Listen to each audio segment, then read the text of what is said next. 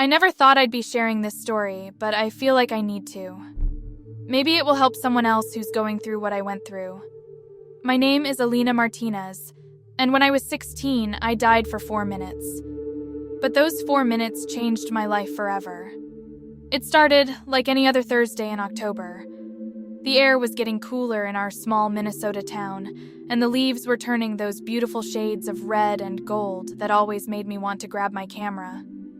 But I couldn't enjoy any of it. My mind was stuck on the math test I'd just failed. My 3rd F this semester in advanced placement calculus. I used to be good at math. Really good, actually. In middle school, teachers would always use my tests as examples, and my parents would beam with pride during parent-teacher conferences. But something changed when I hit junior year. Maybe it was the pressure of college applications looming over me, or maybe it was the way my friend group had started to splinter apart. Whatever it was, I couldn't focus anymore. Numbers that used to make perfect sense now looked like hieroglyphics on the page. That morning, Mrs. Peterson had handed back our tests. I still remember how the red F seemed to burn into my eyes. She'd written, "See me after class" at the top, but I couldn't face her. As soon as the bell rang, I practically ran out of the room, ignoring her calling my name. During lunch, I sat alone in the bathroom stall, something I'd been doing more and more lately. My best friend Emma had tried texting me, but I couldn't bring myself to respond. How could I explain that I felt like I was drowning? That every day felt like trying to swim through quicksand, while everyone else seemed to be walking on solid ground? The worst part was knowing I'd have to show my parents the test. They'd been so patient with the first 2 Fs, setting me up with a tutor and trying to help me study. But I could see the disappointment in their eyes growing deeper each time. My dad had started making comments about how he'd gotten into Stanford with a perfect GPA, and my mom would sigh heavily whenever she saw me watching Netflix instead of studying. I made it through the rest of my classes in a fog. When I got home, I tried to sneak upstairs, but Mom was waiting in the kitchen. She always seemed to have a 6th sense about these things. "How was school today, mija?" she asked, stirring something on the stove that smelled like her famous pozole. On any other day, that smell would have made me happy. It was my favorite comfort food. But today, it just made my stomach churn. I mumbled something about homework and tried to escape, but then she said the words I'd been dreading. "Mrs. Peterson emailed us about your test." Everything after that is still a blur of raised voices and tears. Dad came home early from his law firm, which he never did unless something was seriously wrong. They sat me down at the kitchen table, the same table where we'd celebrated my straight A's just last year. "We don't understand what's happening with you, Alina," Dad said, his voice tight with frustration. "You're smart, you're capable, but you're just not trying." "I am trying," I remember shouting, tears streaming down my face. "I'm trying so hard." "Clearly not hard enough," he shot back. "Do you think Stanford is going to accept these kinds of grades? Do you think any good college will?" Mom tried to be more gentle, but her words hurt just as much. "We just want what's best for you, honey. We know you can do better than this." But that was just it. I wasn't sure I could do better. Every time I sat down to study, my mind would start racing with thoughts about failing, about disappointing them, about not being good enough. The more I tried to focus, the worse it got. I ran to my room and slammed the door, sliding down against it as sobs racked my body. Through the door, I could hear them arguing in Spanish, probably about what to do with their failure of a daughter. That's when I started thinking about how much better off they'd be without me. The thought had crossed my mind before, but never as strongly as it did that night. They could tell people I'd gone to live with my aunt in California.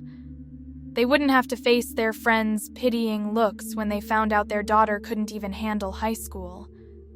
They could try again, Maybe have another kid who wouldn't be such a disappointment. I opened my desk drawer where I'd been hiding my mom's old prescription painkillers. She'd gotten them for her back last year and never used the whole bottle. I'd been collecting them, 1 or 2 at a time, so she wouldn't notice. I wasn't even sure why at first. Maybe part of me knew it would come to this. With shaking hands, I wrote a note on my phone, scheduled it to send to Emma in an hour. Just a simple, "I'm sorry, it's not your fault. I love you." Then I swallowed the pills, handful after handful, washing them down with the water bottle from my nightstand. As I lay down on my bed, hugging my old stuffed rabbit, the one I'd had since I was 5, I remember thinking how peaceful it felt to finally let go.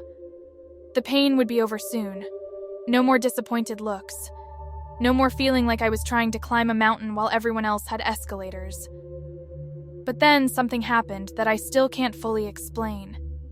The ceiling of my room seemed to dissolve, replaced by the most beautiful light I'd ever seen. It wasn't harsh or blinding. It was warm and welcoming, like golden honey or the first rays of sunrise. I felt myself floating upward, drawn to it like a leaf caught in a gentle breeze.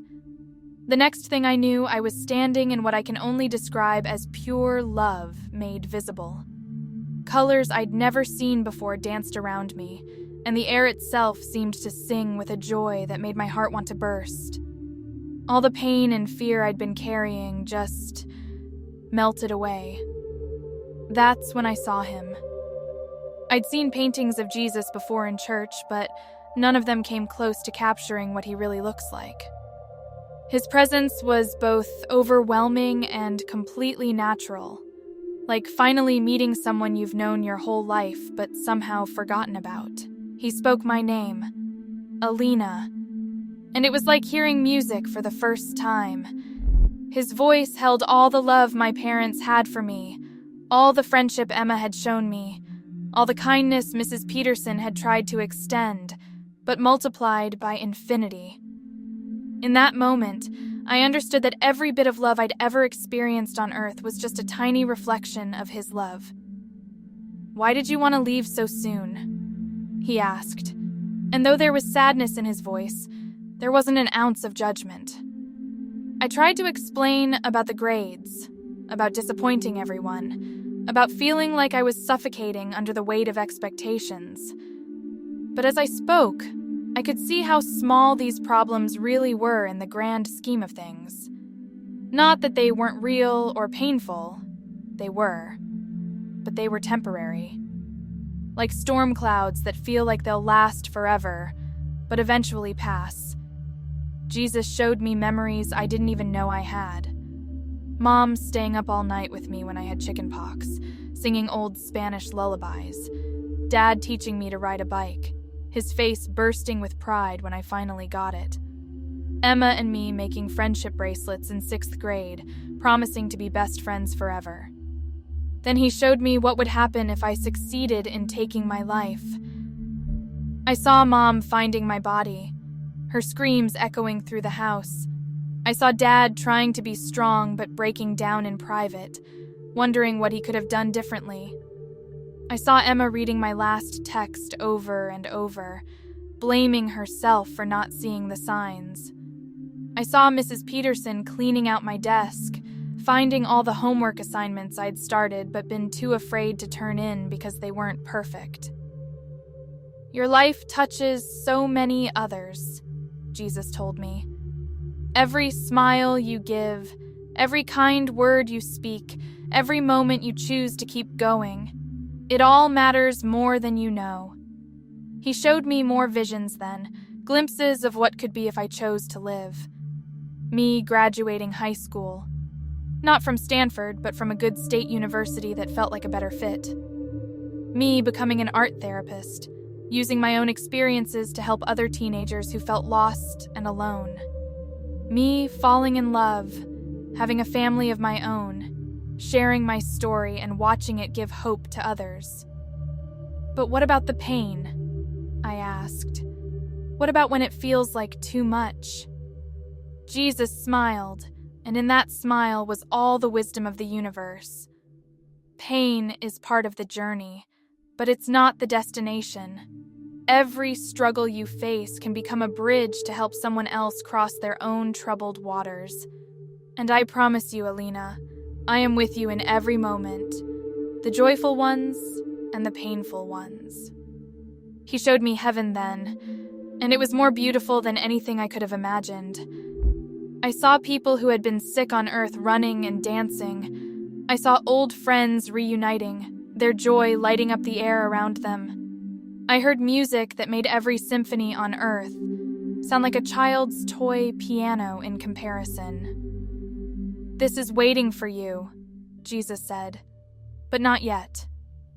You have so much life left to live, so much love left to give and receive." Then he did something that still brings me to tears when I think about it.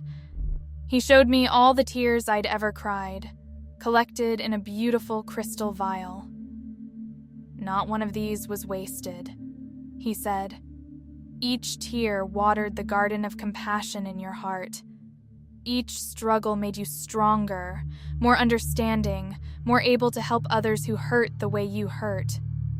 I wanted to stay in that place forever, wrapped in that perfect love, but I knew I had to go back. Just before everything started to fade, Jesus touched my forehead in blessing. "Remember," he said, "you are never alone, and you are loved more than you can possibly imagine." The next thing I knew, I was coughing up charcoal in a hospital emergency room. The doctors had pumped my stomach. Emma, it turned out, had gotten worried when my text seemed off and called my parents. They broke down my door and found me just in time. The road after that wasn't easy. There were therapy sessions, medication adjustments, hard conversations with my parents about pressure and expectations. I switched to regular calculus and started taking art classes instead of another AP science. My parents weren't thrilled at first, but they began to understand that my path didn't have to look exactly like theirs to be valuable. It's been 5 years since that night. I'm now in my 3rd year of college, studying art therapy with a minor in psychology. My grades aren't perfect, but they're good, and more importantly, I'm learning things that truly interest me. I volunteer at a crisis hotline, and every time I talk to someone who's hurting the way I was, I share a little bit of the love and hope I experienced in those 4 minutes when my heart stopped beating. Mom and Dad have changed too. They still want me to succeed, but they've learned that success comes in many forms. Last week, Dad came to my first art show at a local coffee shop. He stood in front of my self-portrait, the one where I painted myself surrounded by that incredible light I saw, for a long time. Then he hugged me and whispered, "I'm so glad you're here, Misha." Emma and I are still best friends. We have a pact now to always be honest about our feelings, no matter how dark they get. Sometimes we sit in her backyard late at night, looking at the stars, and I try to describe to her what heaven looked like. Words always fall short, but she says she can see glimpses of it in the way I've changed, in the peace I carry now, even when things get hard. I still have hard days.